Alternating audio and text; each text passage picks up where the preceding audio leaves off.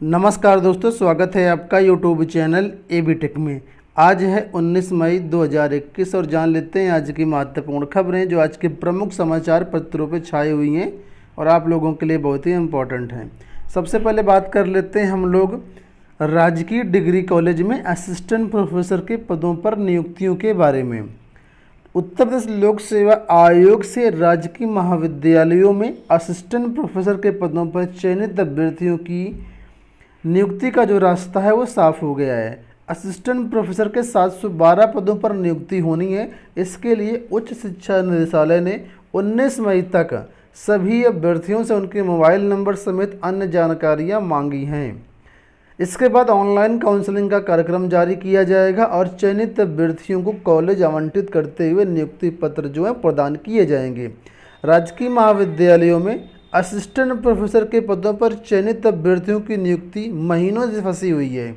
UPPSC ने सीधी भर्ती के माध्यम से अलग अलग समय में असिस्टेंट प्रोफेसर के कुल 712 पदों का अंतिम चयन परिणाम जारी किया था। अब तक चयनित अभ्यर्थियों की काउंसलिंग ऑफलाइन मोड में कराई जाती थी, लेकिन इसमें पक्षपात के आरोप लगते थे। अभ्यर्थियों की शिकायत रहती कि कॉलेज आवंटन में मनमानी की गई है। इसी के मद्देनजर शासन ने इस बार ऑनलाइन काउंसलिंग कराने का निर्णय लिया है और एनआईसी लखनऊ को सॉफ्टवेयर बनाने की जिम्मेदारी दी गई है। एनआईसी ने सॉफ्टवेयर भी बना लिया है, लेकिन अन्य औपचारिकताएँ पूरी होने में अभी काफ़ी समय लग गया। मतलब अब जो है ये प्रक्रिया जो है जल्द शुरू होगी और असिस्टेंट प्रोफेसर के चयनितों को जल्दी नियुक्ति दी जाएगी। यूपीपीएससी को लेकर के यहाँ पर एक महत्वपूर्ण अपडेट ये है कि यूपीपीएससी के नए अध्यक्ष संजय श्रीनेत जी कल अपना कार्यभार ग्रहण कर लिए हैं और कार्यभार ग्रहण करने के बाद काफ़ी अहम जो बयान है वो दिए हैं। विद्यार्थियों के हित की बात की गई है, कुछ चीज़ें चेंजमेंट की भी बात की गई है कार्यप्रणाली में। तो देख लेते हैं क्या क्या यहाँ पर अपडेट निकल के आ रही है। तो लिखा है, पदभार ग्रहण करने के बाद बोले यूपीपीएससी के नए अध्यक्ष। नवनियुक्त अध्यक्ष ने चयन प्रक्रिया में नई टेक्नोलॉजी लागू करने के दिए संकेत। देखिए यहाँ पर लिखा हुआ है कि उत्तर प्रदेश लोक सेवा आयोग की ओर से आयोजित परीक्षाएं मेधावी युवाओं की आकांक्षाओं का केंद्र होती हैं। ऐसे में आयोग की चयन प्रक्रिया संदेह से परे होनी ही चाहिए। यह बात आयोग के नवनियुक्त अध्यक्ष संजय श्रीनेत ने मंगलवार को पदभार ग्रहण करने के बाद कही। वर्तमान में जब आयोग स्केलिंग के मुद्दे पर चौतरफा घिरा हुआ है और आयोग की परीक्षाओं की सीबीआई जांच भी चल रही है, तब आयोग के नए अध्यक्ष का यह बयान काफ़ी महत्वपूर्ण माना जा रहा है। नए अध्यक्ष ने युवाओं को भरोसा दिलाया है कि आयोग उनके सुखद भविष्य को ध्यान में रख करके कार्य करेगा। यानी यहाँ पर अभ्यर्थियों के हितों की रक्षा होगी, ऐसी बातें निकल के आ रही हैं। अभ्यर्थियों के साथ अहित नहीं होगा। नवनियुक्त अध्यक्ष संजय श्रीनेत ने मंगलवार दोपहर 1 बजे कार्यभार ग्रहण किया। भारतीय राजस्व सेवा के अधिकारी रहे श्रीनेत कई संवेदनशील पदों पर नियुक्त रहे हैं। इससे पहले वो प्रवर्तन निदेशालय के उत्तर क्षेत्र के प्रभारी रहे, जहां उन्होंने आर्थिक अपराध से संबंधित अनेक गंभीर मामलों की पड़ताल की। इसी वजह से लगातार चर्चा में रहे। आयोग में ज्वाइनिंग के बाद संजय श्रीनेत ने कहा कि प्रक्रिया में यानी चयन प्रक्रिया में नई टेक्नोलॉजी लागू करने के भी संकेत दिए हैं और कहा है कि प्रशासक के चयन लोक प्रशासन और मानव विकास संसाधन के क्षेत्र में नए प्रयोगों और टेक्नोलॉजी को भी आवश्यकता अनुसार लागू किया जाना प्रासंगिक है। इससे आयोग की कार्यप्रणाली में तेजी, पारदर्शिता और दक्षता आएगी। तो यहाँ पर काफ़ी अच्छी बातें निकल के आ रही हैं। अब देखना ये होगा आगे किस तरीके से कार्य इनका होता है। फिलहाल अभी तो सब कुछ ठीक चल रहा है। इलाहाबाद विश्वविद्यालय में शिक्षकों की भर्तियां होनी है, लेकिन ये भर्ती प्रक्रिया पूरा होना मुश्किल लग रहा है। कोरोना महामारी के चलते चीज़ें ठप हैं, जिसकी वजह से अतिथि प्रवक्ताओं से ही काम चलेगा। विश्वविद्यालय में शिक्षकों के 858 पद हैं, जबकि 596 पदों पर भर्ती होनी है।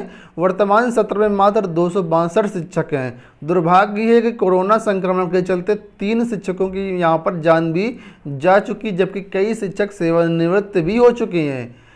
विश्वविद्यालय में शिक्षक भर्ती के लिए एफआरसी के चेयरमैन की नियुक्ति हो चुकी है। आरक्षण रोस्टर बनाया जा रहा था, तभी संक्रमण बढ़ने पर कामकाज ठप्प कर दिए गए। 25 मई तक परिसर बंद है।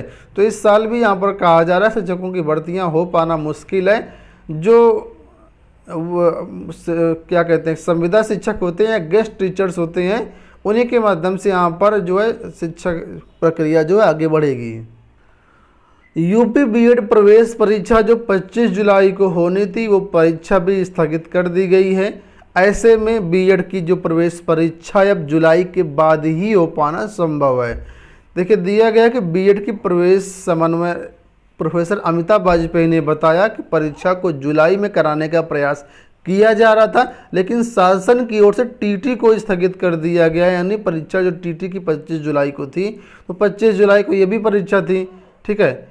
इसलिए ये जो लखनऊ विश्वविद्यालय की बीएड की प्रवेश परीक्षा थी, ये भी फिलहाल स्थगित ही है। अब जुलाई के बाद ही इस परीक्षा पर विचार होगा।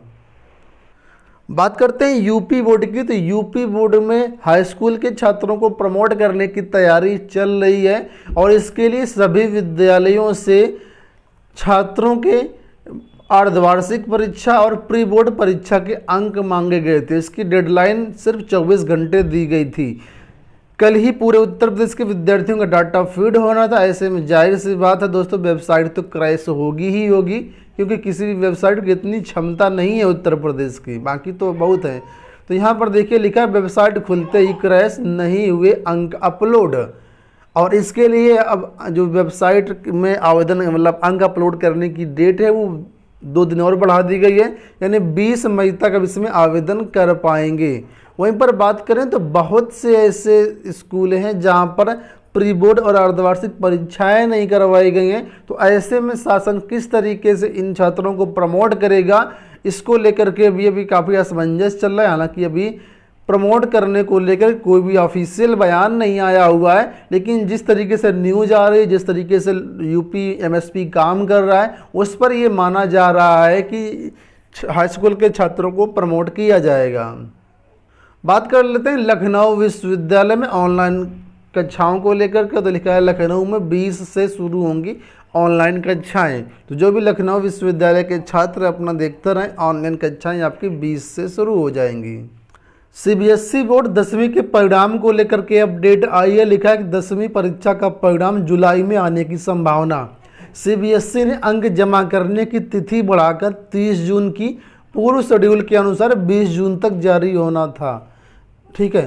तो अब जो है अंक अपलोड करने की जो डेट है 30 जून कर दी गई। ऐसे में पूरी उम्मीद है कि जो सीबीएसई 10वीं क्लास का परिणाम है वो जुलाई में ही आएगा।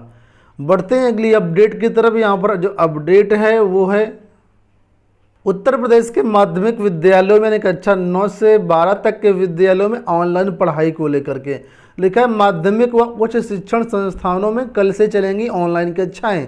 प्रदेश में कक्षा 9 से 12वीं तक के सभी माध्यमिक विद्यालयों, सभी विश्वविद्यालयों और महाविद्यालयों में 20 मई से ऑनलाइन कक्षाएं शुरू हो जाएंगी। इस संबंध में मंगलवार को आदेश जारी कर दिए गए हैं। विश्वविद्यालय और महाविद्यालय में साप्ताहिक रोस्टर के अनुसार 50% कर्मचारी ही उपस्थित रहेंगे और यहाँ पर जो है ऑनलाइन पढ़ाई के आदेश जारी कर दिए गए हैं। इसके अलावा दूरदर्शन के माध्यम से भी ऑनलाइन पढ़ाई होगी।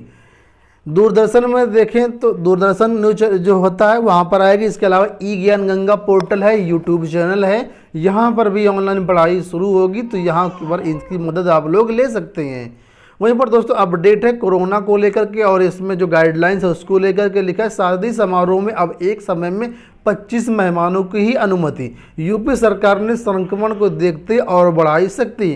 ग्रामीण क्षेत्रों में कोरोना संक्रमण को देखते हुए प्रदेश सरकार ने शादी समारोह में मेहमानों की संख्या और सीमित कर दी है। अब एक समय में अधिकतम 25 मेहमान ही शादी में शामिल हो सकेंगे। मंगलवार को गृह विभाग ने इस संबंध में आदेश जारी कर दिया है। पंचायत चुनाव के दौरान ड्यूटी करने वालों में से लगभग प्राथमिक शिक्षक संघ का कहना है कि 1671 ऐसे शिक्षक हैं जो पंचायत चुनाव में कोरोना से संक्रमित हुए और उनकी डेथ हो चुकी है। लेकिन उत्तर प्रदेश शिक्षा विभाग यानी बेसिक शिक्षा विभाग या सरकार की बात करें, उत्तर प्रदेश सरकार ने कल एक प्रेस नोट जारी किया और इस प्रेस नोट में ये कहा है कि सिर्फ 3 लोगों की ही मौत जो है वो कोरोना संक्रमण से हुई है या ड्यूटी के दौरान हुई है। ऐसे में बेसिक शिक्षा जो विभाग है वो 3 लोगों को ही मुआवजा देगा, बाकी जो लोग हैं उनको कोई भी मुआवजा नहीं देगा। बेसिक शिक्षा विभाग का तर्क है कि घर से लेकर के मतदान स्थल तक जाने और मतदान स्थल से वापस घर तक आने के दौरान अगर किसी शिक्षक की मौत हुई है उसी को सिर्फ काउंट किया जाएगा। ये राज्य जो है चुनाव आयोग उसकी गाइडलाइन है और ऐसे वाले जो शिक्षक हैं सिर्फ 3 हैं। कितना यहाँ पर देखिए कि 16 से 71 लोगों की डेथ हुई है, जिसमें से 3 लोगों को ही मुआवजा दिया जाएगा, बाकी को कोई भी इस तरीके से सहायता नहीं दी जाएगी। तो दोस्तों ये बड़ी अपडेट हो गई आज की। आशा करते हैं वीडियो पसंद आया होगा। इसी तरह की अपडेट पाने के लिए चैनल को सब्सक्राइब कर लीजिएगा, वीडियो को लाइक और शेयर भी कर दीजिएगा। धन्यवाद।